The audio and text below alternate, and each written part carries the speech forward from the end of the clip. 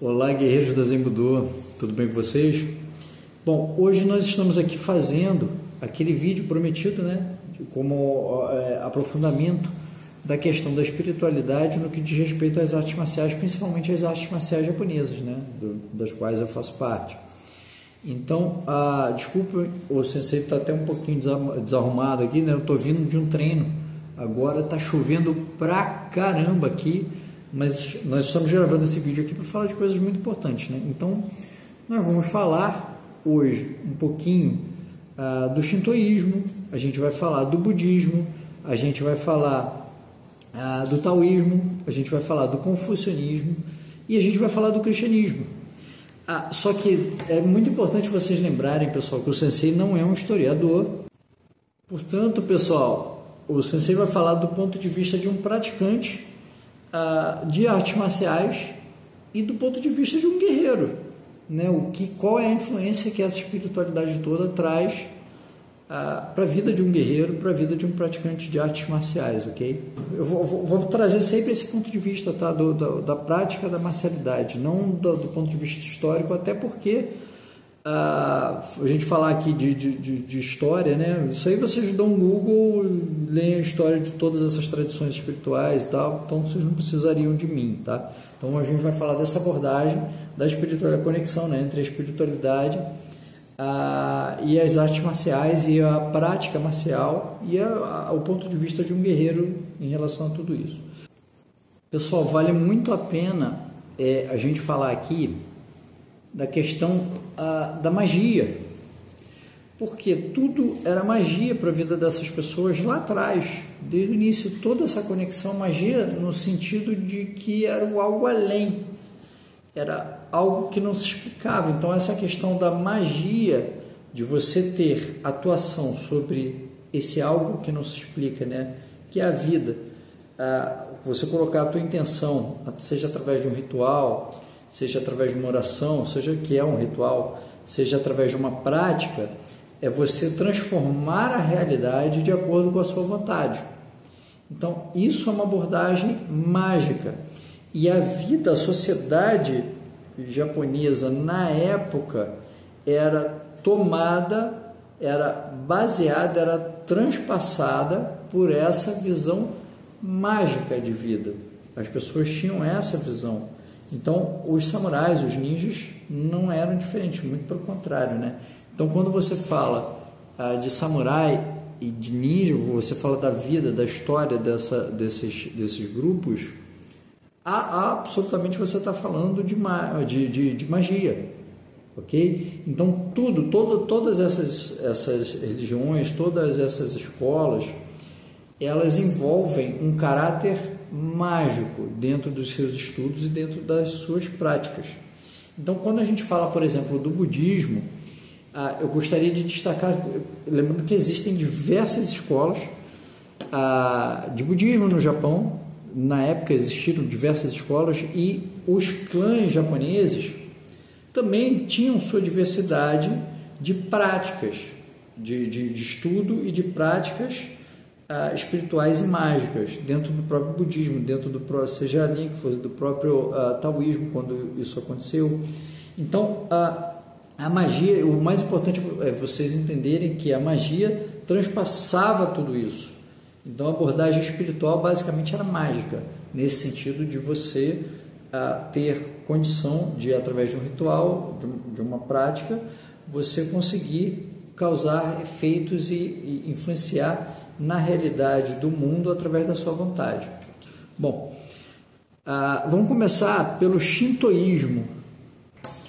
Então, pessoal, o shintoísmo seria a religião ancestral japonesa, a religião natural japonesa, né? É o que nós aqui no Ocidente, sob o ponto de vista cristão, chamaríamos de paganismo japonês, né?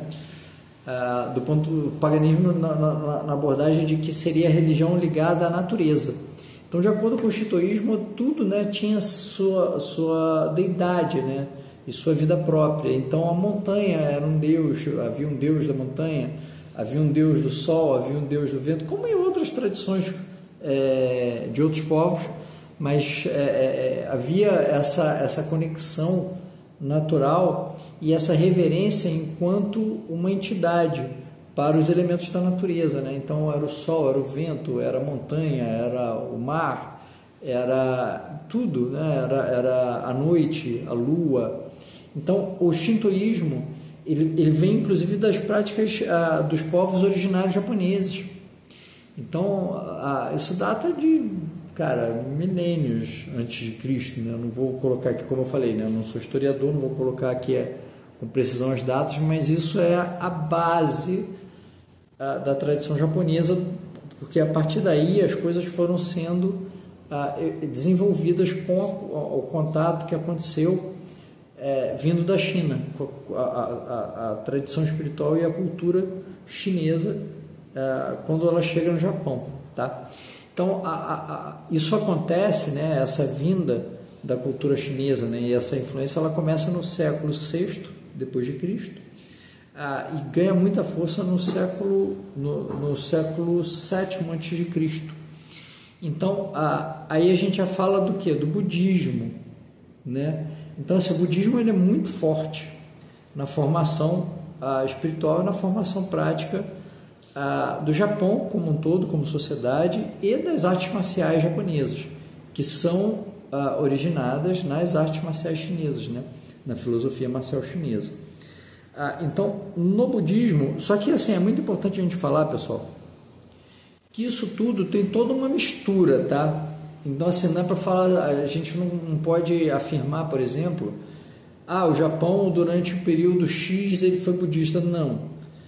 Os ninjas durante um período Y eram budistas, eram shintoístas, eram confucionistas. Não existe. A diversidade sempre ela vai existir. Onde existe ser humano, onde existe a coletividade, existe diversidade, tá? Então a gente está falando aqui de uma abordagem generalizada, logicamente.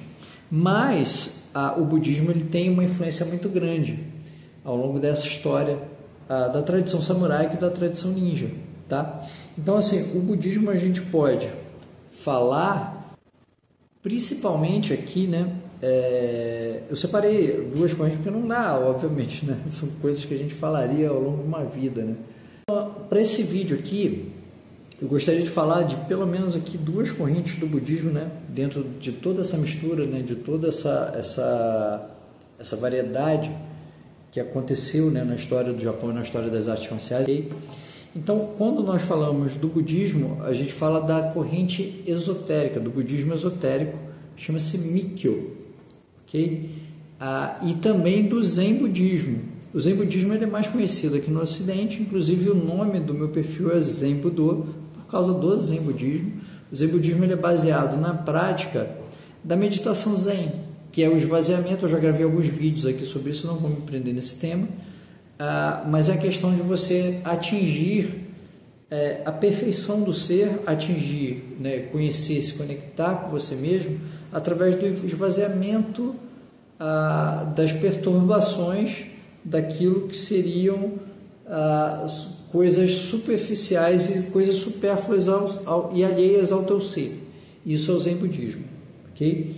Então, o budismo ele teve e tem tudo a ver com a base de formação das artes marciais, porque a partir dele você tem a meditação, você tem essa busca, né? Você tem os conceitos, embora o budismo japonês seja completamente diferente, por exemplo, do budismo indiano, mas os conceitos básicos são os mesmos. Se você falar de Dharma, Karma,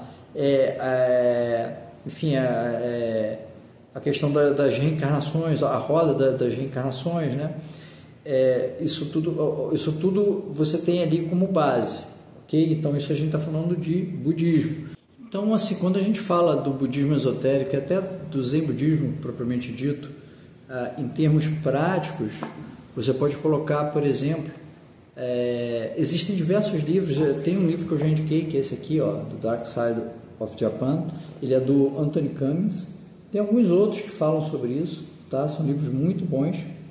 E você fala, por exemplo, de práticas como o Kujikiri.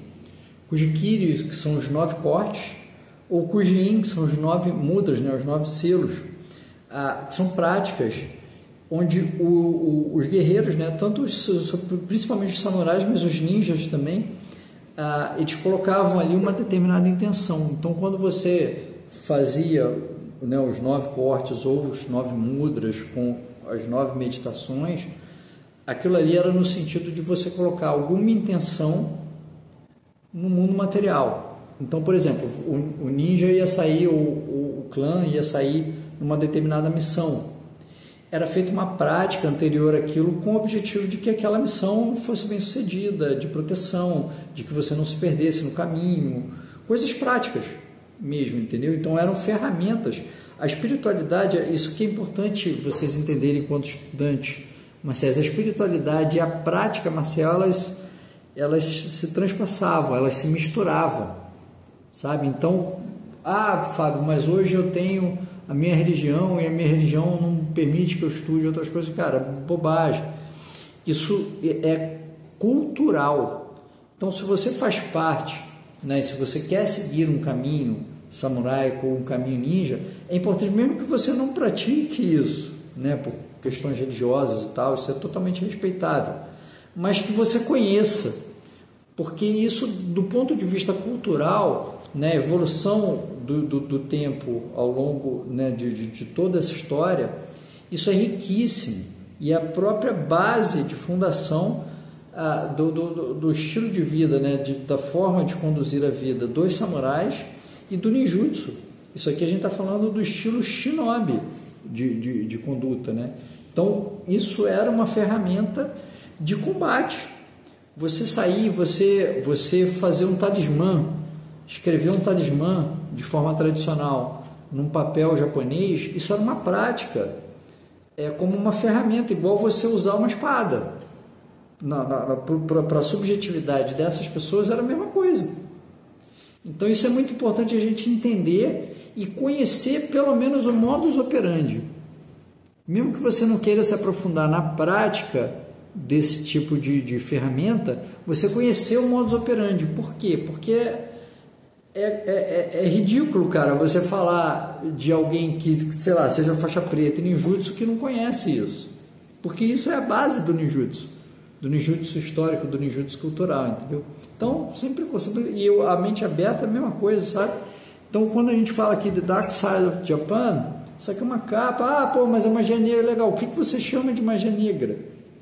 O termo de magia negra, na verdade, ele foi cunhado a partir do momento que se estabeleceu numa determinada região um determinado tipo de prática como dogma principal. Então, tudo aquilo que era, né, ao redor, à margem daquele dogma principal, era considerado magia negra, né? E depois a gente vai ver que isso se mescla, né? Isso se mistura, como aconteceu, por exemplo, com o cristianismo aqui no Ocidente, né? O cristianismo se misturou com as religiões pagãs do Ocidente, de maneira a se fixar, e não tem nada de errado nisso, né? Muito pelo contrário, é tudo uma sequência de uma coisa só. Então, no Japão não foi diferente, o budismo ele também se misturou, e essa questão das práticas mágicas, elas vieram do shintoísmo, vieram no sentido que eu digo, houve uma mescla ali, né, uma mistura com o shintoísmo original. Então, a partir daí surgiram essas vertentes de budismo, né?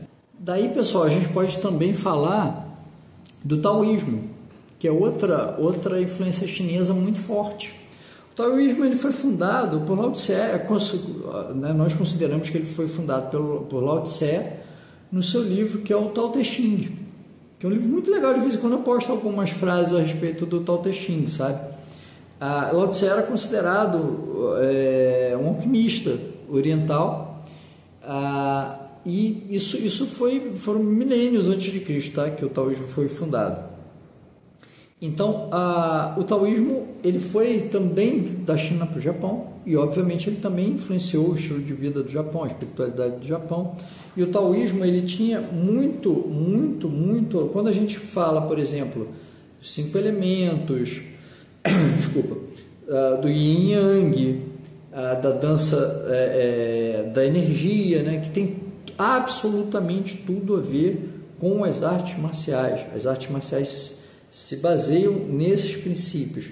Isso é taoísmo. com uma mistura de shintoísmo, né? Que foi esse mix que aconteceu em função do estabelecimento, né, dessa tradição vinda da China no Japão. Então isso é taoísmo, né? O yin yang, na verdade o Tao, que é o inominável, né, que é o um, que é você não consegue explicar o Tao de acordo com o taoísmo. A visão é que o Tao é inalcançável pelo intelecto humano. Mas o taoísmo, a partir desse um original, né, você tem ali o desenvolvimento no 2 seria o yin e yang, uma eterna dança de um fluxo, né, do yin que se torna yang, do yang que se torna yin, e assim vai. A gente pode fazer um vídeo depois a respeito exclusivamente do yin e yang. Mas a partir do yin e yang, a formação dos 5 elementos, né, dos japoneses, que são terra, água, fogo, vento e o vazio. Então, essa dança dos elementos, isso é taoísta, ok? Tudo veio da China, né, para o Japão, ali com força por volta do século VII depois de Cristo. Tudo que eu digo, o próprio budismo, o taoísmo e o confucionismo, ok?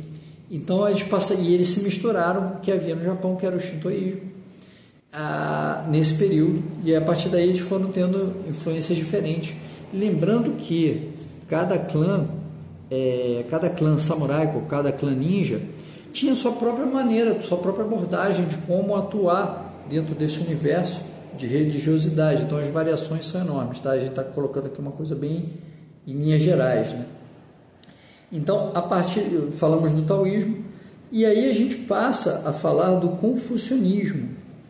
O confucionismo foi fundado pelo Confúcio, também milênios antes de Cristo, também na China.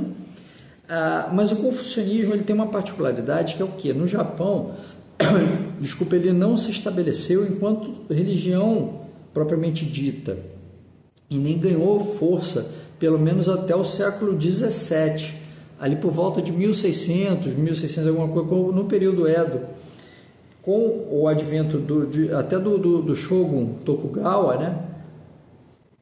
Você tem ali o confucionismo, mas meio que como uma situação dogmática, quase que como regras de etiqueta de como se portar em sociedade, principalmente no que tange ao como se portar em relação ao seu superior.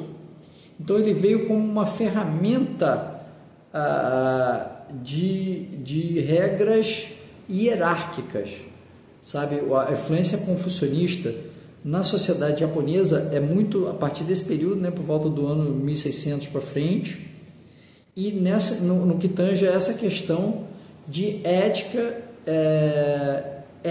etiqueta, principalmente em relação a essa questão da hierarquia, tá? E obviamente, cara, para finalizar, a gente não pode deixar de citar a influência do cristianismo também nesse período, né, de 1600 para frente, porque foi ali principalmente com a chegada dos portugueses no Japão. Os portugueses sim chegaram a se estabelecer, fundaram igrejas no Japão, igrejas cristãs no Japão, que inclusive perduram até hoje. A influência, né, da Europa foi através de Portugal. Então o cristianismo influenciou, e você tinha ninjas cristãos, sem sombra de dúvida. Você teve ali ninjas operando missões com um crucifixo cristão no pescoço, entendeu? E tendo a mesma visão de religiosidade e provavelmente essa mesma visão mágica do mundo, né? Porque, como eu falei, isso é inerente à tradição, à tradição samuraica e ninja, né? Essa questão da magia como ferramenta de atuação no mundo, tá? Então, pessoal, eu procurei aqui colocar, porque o assunto de fato é muito profundo. A gente tinha feito um vídeo anteriormente aí de 1 minuto, 1 minuto e meio. Hoje a gente está aqui com um vídeo de bem mais tempo, só que mesmo assim, cara, não estou nem arranhando na profundidade que o tema tem. Isso é um debate para muito estudo, sabe, para um caminho muito grande, mas é muito importante a gente falar, né, a gente terminar esse vídeo concluindo que os estudantes de artes marciais tradicionais japonesas, naturalmente você está ali conectado a essa cultura samuraica e a cultura ninja, esses estudantes devem procurar pelo menos conhecer essa linhagem, ou fica até difícil de chamar de estudante de artes marciais tradicionais, sabe? Porque isso é a própria base de fundação das artes marciais tradicionais japonesas.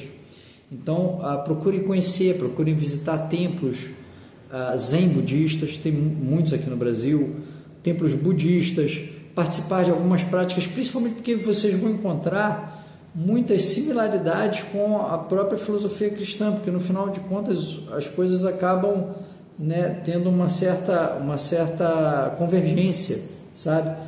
Por exemplo, a prática, né, em homenagem aos ancestrais que se foram, que inclusive isso tem a ver com o Dia de Finados, agora nosso, daqui do Ocidente cristão, que tem a ver com muitas outras tradições, que, enfim, não vem ao caso a gente citar aqui, mas isso é muito importante para o budismo.